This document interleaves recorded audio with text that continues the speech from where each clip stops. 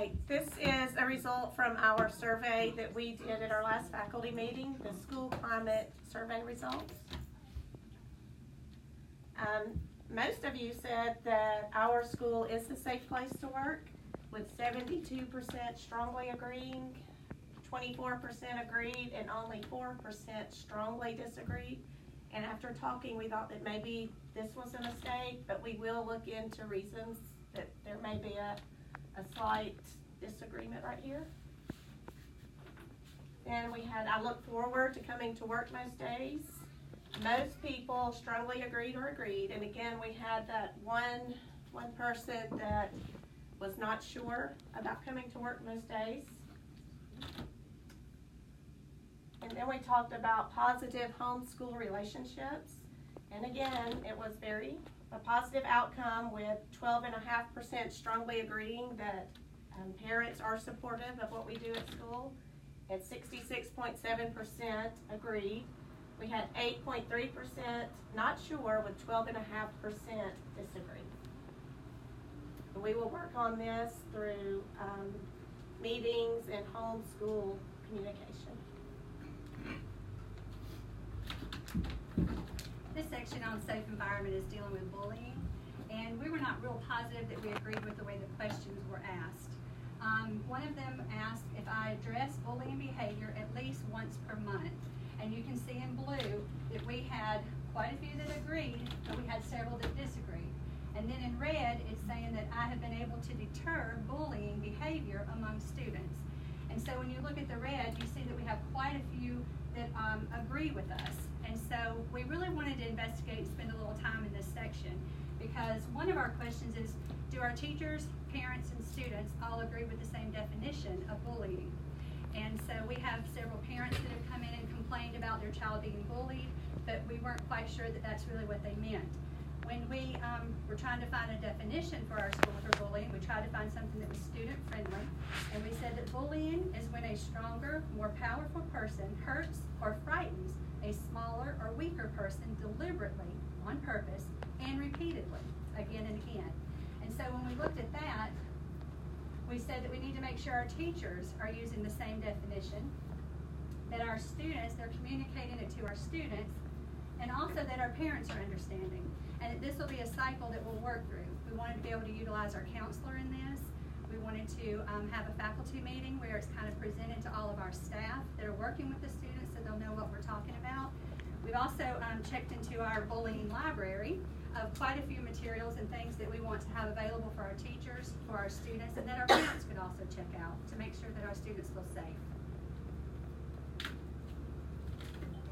And the last section of our survey results deal with the climate of high expectations at our school. We start out on a really positive note here. Everyone, 100% of our teachers either agreed or strongly agreed that teachers at the school care whether or not the students are successful. And I think that's a testament to our teachers. We really want our students to succeed and do well. When we look at the next slide, the next graph here, this question was about most students at our school would not be successful in college. And we're not sure, and we agree that they would not be successful in college, but we have a college and career school here at Eden, so we may not be sure if our students can be successful in college, but we believe we're preparing them either for college or for a career later, and we're working towards that as our goal. Our next slide here was about motivation, and we do see this as an area of improvement at our school. Because most people, a large majority of people believe that most students at our school are not motivated to learn. So this is our focus for this year. So we want to focus on our first thing we want to focus on is communicating high expectations to our students.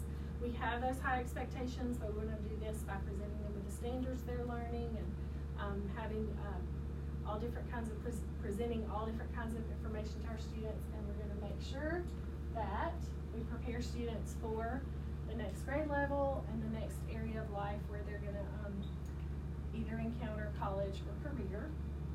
And then is student motivation, which is a big area of focus for us this year. So we did a whole slide on student motivation.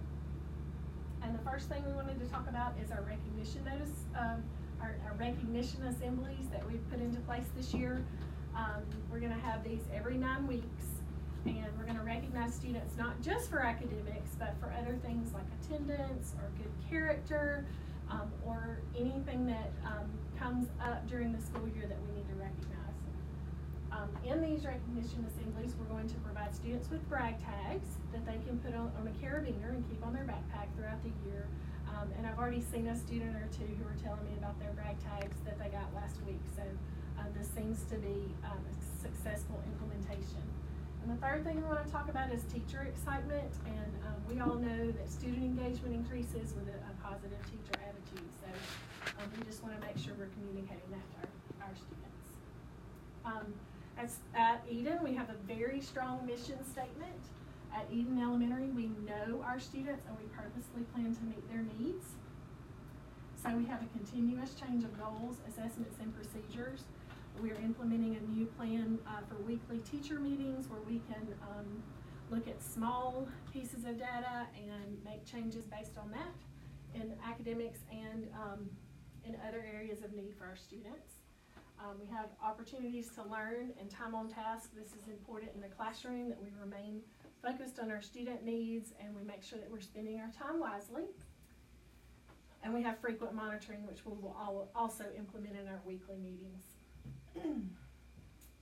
All right, does anybody have any questions or comments? No questions? Or what about the bullying What is the question? criteria for the brag tags? Every grade level chose a different criteria. Kindergarten actually only gave 3 this time, and it was on knowing the skills they've covered so far. They did it for perfect attendance, and then they had one for behavior.